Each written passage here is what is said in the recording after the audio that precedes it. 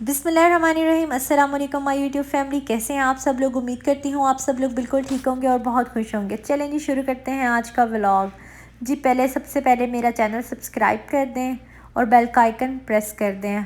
आज जी हमने ग्रॉसरी करनी थी तो हम वालमार्ट चले गए थे और वहाँ पे देखें जी मैंने आपको कुछ थोड़ी बहुत आइल्स की सैर कराई है। देखें जी कितना नीट एंड क्लीन स्टोर है। वैसे माशाल्लाह से हमारे अपने पाकिस्तान में भी स्टोर्स बहुत अच्छे अच्छे हैं, जो अच्छी क्वालिटी के स्टोर्स हैं वो लोग भी इसी तरह के हैं। तो जी यहाँ पे मैं गई थी गुम, जैसे कि मैं हमेशा गुम जाती हूँ। देखने कुछ जाती हूँ और देख के कुछ आ जाती हूँ, और लेने कुछ जाती हूँ और लेके कुछ आ जाती हूँ। तो ये देखें जी, जो मैंने असल चीज़ आपको दिखानी थी आज वो ये है। कनाडा में रहते हैं इंडिजिनस पीपल, जिन लोगों ने कनाडा को सबसे पहले जो है वो फाइंड किया था। उसके बाद ये ब्रिटिश आए, ये जितने भी जो थे उन लोगों ने आके फिर इनके बच्चों को ये लोग ले गए।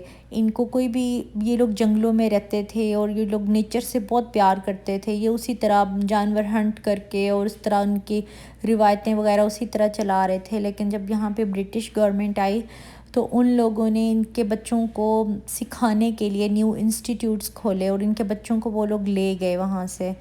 तो वो जो स्कूल्स थे जो उन्होंने खोले थे स्पेशल, जो इंडिजिनस बच्चे थे उनकी जो है उसके लिए, उनको सिखाने के लिए, उनको तालीम देने के लिए। तो वहाँ पे वो बच्चे जो थे, बहुत से बच्चे डिफरेंट बीमारियों से मर गए थे, लेकिन इन लोगों ने जो है उसे हाइड कर दिया था। और उसके बाद जी अब जाके 2021 में और 20 में जाके उन बच्चों की जो है वो डेड बॉडीज़ की शनाख्त हुई है। जहाँ पे वो स्कूल बने थे वो उन्हीं स्कूलों की जो थे, जो बच्चे मर गए थे उनमें से उन स्कूलों के बच्चों को फोर्सफुली जो था ना उधर ही दफना दिया गया था। उन स्कूल के जो थे मैदान थे या रूम्स थे वहीं पर ही उन्होंने कर दिया था। खैर इन लोगों पर बहुत ज़्यादा जुल्म हुआ था। कनाडा की एक ये बड़ी डार्क किस्म की जो मैं आपको बता रही हूँ, ये है रियलिटी है। तो ये लोग अभी भी ये नेचर को टच नहीं करने देते इन लोगों को। ये कहते हैं कि नेचर जो है उसको एज सच रहने दें। ये देखें कितना अच्छा वेदर है, और ये देखें दूर दराज से इतनी मुर्गाबियाँ और डक्स और डिफरेंट डिफरेंट किस्म की डक्स हैं। यहाँ पे कनाडा में गूस बहुत ज़्यादा होती हैं। तो ये जो है ये सारी गीसें जो हैं ना यहाँ पे फिर रही हैं। ये आती हैं जैसे ही समर स्टार्ट होता है, ये आती हैं अपने अंडे देती हैं बच्चों के साथ। तो अब जो है सितंबर और अक्टूबर के स्टार्ट में इनकी हंटिंग भी स्टार्ट हो जाती है। उसके बाद जी यूसुफ का टाइम हो गया जी स्विमिंग करने का। वहाँ पर हम गए और काफ़ी ज़्यादा हमने जो है फ़न किया। ये देखें जी, मैं कुछ लेने कुछ गई थी और लेके कुछ आ गई। ये एक न्यू फ्रूट मुझे लगा था, एक दफ़ा पहले भी लाई थी मैं, तो इस दफ़ा अब दोबारा लेकर आई हूँ तो सोचा आप लोगों के साथ शेयर करूँ। ये जी है, क्या नाम था इसका, हनी पमेलो। ये जो है ऑरेंज की कोई ख़ास किस्म है, पता नहीं कौन सी कंट्री का है, मुझे अब नाम देखना भूल गया। तो ये जी बड़ा ही मज़ेदार किस्म का फ्रूट है। अगर किसी की कंट्री में मिलता है तो ये मेरे कहने पे ट्राई कीजिएगा, बहुत ही अच्छा है। तो इसको जो है छीलना एक बड़े महाज से कम नहीं था।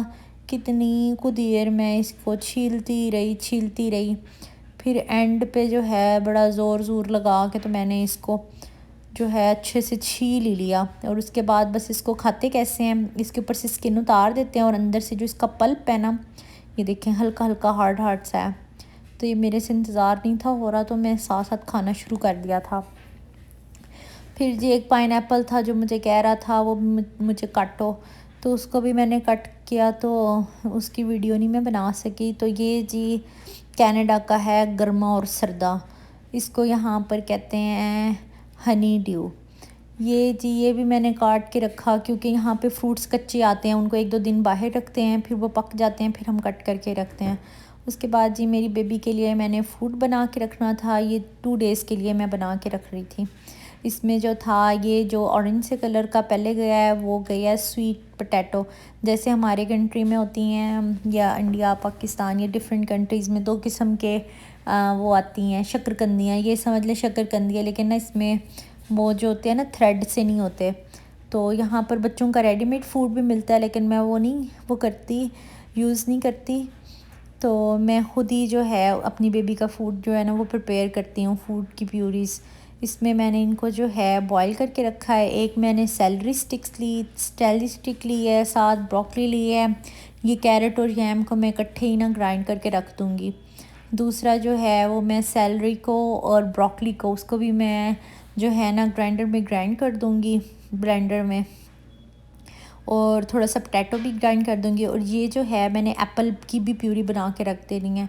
तो आपका बेबी अगर 6-7 मंथ का है, उसने स्टार्ट किया खाना, तो आप ख़ुद अपने घर में प्यूरीज़ बना के उसको दें। ये बहुत हेल्दी भी होती हैं और बहुत अच्छी भी होती हैं। यहाँ पे भी डॉक्टर्स बाहर की जो रेडीमेड प्यूरीज़ होती हैं, हालांकि बहुत ही ऑर्गेनिक और इस तरह की किस्म की होती हैं, लेकिन वो कहते हैं नहीं, आप लोग ख़ुद प्रिपेयर करके दें। यहाँ पे जो वाइट पीपल होते हैं वो लोग भी अपने बेबीज़ की प्यूरीज़ अपने घरों में जो है वो बनाते हैं, और उसके बाद वो ज़िप लॉक बैग में जो डिफरेंट किस्म की ट्यूब्स वगैरह मिलती हैं, वो उनमें पल्प को जो है वो डाल के जो है अपने बच्चों को एज अ स्नैक वो लोग देते हैं। तो हमें भी इसी तरह करना चाहिए। वैसे मैं तो अब ऐसे ही करती हूँ। फर्स्ट मेरी बेटी की दफ़ा नहीं मुझे इतना ज़्यादा आइडिया था, उसकी दफ़ा भी मैं बनाती थी, लेकिन उसे मैंने इतनी सब्ज़ियाँ वगैरह नहीं खिलाई, बड़ा वो नकचड़ा सा है। तो ये छोटी को तो मैंने अब अपनी जो है छोटे बेबी को मैंने अब स्टार्ट करा दिया हुआ है। तो उसके बाद जी मेरे हस्बैंड को था कि आज उन्होंने खाना है फ़लूदा। ये कनाडा का जो है वो शाही फ़लूदा है। हम यहाँ पे ऐसे फ़लूदे ही खाते हैं, पाकिस्तान जैसे या अपने मुल्क जैसा फ़लूदा नहीं यहाँ पे मिलता हमें। तो ये इस तरह का हम लजीज़ा का पैकेट ले आते हैं, ये फ़लूदा बना के तो साथ बीच में आइसक्रीम डाल देते हैं। तो मुझे रबड़ी फ़लूदा हमें बहुत पसंद है, वो मिला नहीं था, तो ये मैं कोई केसर फ्लेवर का फ़लूदा लेकर आई थी। तो ये हो गया था ठंडा अब। तो इसमें मैंने जो था 10% क्रीम डाली थी, और साथ उसमें प्लेन जो दूध होता है, यहाँ पे दूध और क्रीम का चक्कर ये होता है, दूध होता है सिर्फ 325%, उसमें जो होती है फ़ैट होती है। और इसके लिए हमें कोई भी स्वीट डेज़र्ट वगैरह बनाना पड़ता है, तो हमें उसके लिए जो है वो क्रीम सेपरेट से यूज़ करनी पड़ती है। फिर जी वो ठंडा हो गया तो मैंने डाल के रख देना था। उसके बाद जी बड़ा ही काम था आज, तो बड़े थक गए हम। तो फिर जी मैंने कहा मटन और भिंडी पका दूं। भिंडी मेरे पास कटी हुई नहीं पड़ी थी, तो ये भिंडी यहाँ पे हम फ्रोज़न लेकर आते हैं। फ्रेश भी आती है, लेकिन most of the time frozen होता है, क्योंकि फ़्रेश का फिर लेकर आओ तो फ़ौरन नहीं बनती। तो ये है कि जी फ्रोज़न भिंडी भी फिर फ्रेश की तरह बहुत टेस्टी बनती है। यहाँ पर तो इसी तरह ही है। फिर तो बस मैंने फिर मटन में जो है मसाले मसूले डाल के तो उसको बॉईल कर लिया। फिर टमाटर डाल के तो उसको अच्छे से भुनाई कर ली, थोड़ी सी दही भी डाली, तो फिर भिंडी को फ्राई करके डाल दिया। फिर जी थोड़े से हमने पकोड़े भी बनाए, क्योंकि हमारी नीयत थी जो भरनी थी रही, तो थोड़े से हम लोगों ने पकोड़े बना लिए। और साथ ही जो है मैंने मूंग की दाल के थोड़े से भल्ले बनाए थे, बस गिनती के होंगे 5-6, तो वो भी मैंने बना के जी वो भी सेपरेट मैंने कर दिए थे। जी शाम में फिर हम लोगों ने जाना था वॉक करने, यूसुफ को लेके गए थे हम वॉक करने। ये देखें जी विंटर में, जैसे विंटर की आमद है और फॉल का सीज़न आ गया हुआ है, और सारे गली नुकड़ों में पत्ते ही पत्ते, सारे दरख्तों से पत्ते गिर के जो है सारी ज़मीन येलो हो जाती है यहाँ पे। यूसुफ ने ली अपनी स्कूटी, मेरे बेटे को स्कूटी बहुत पसंद है, बाकी भी इसकी चीज़ें हैं, लेकिन इसको होता है कि मैंने स्कूटी पे ही जाना है। यहाँ पे बच्चे ज़्यादा स्कूटी को पसंद करते हैं। ये देखें जी यहाँ पे भी किसी ने एक वो बनाया हुआ है, फ्री पेंट्री बनाई हुई है, जिसमें लोगों को कुछ चाहिए होता है वो जो है वो इसमें से ले लेते हैं, और जो जिनके पास वो एक्स्ट्रा होता है वो उसमें रख जाते हैं। ये देखिए यहाँ पे भी लोग बड़े अच्छे काम करते हैं। फिर जी रास्ते में यूसुफ को एक दरख्त में इंटरेस्ट पैदा हो गया, फिर जो हमने गौर से देखा तो उसकी तो आंखें नाक कान थे।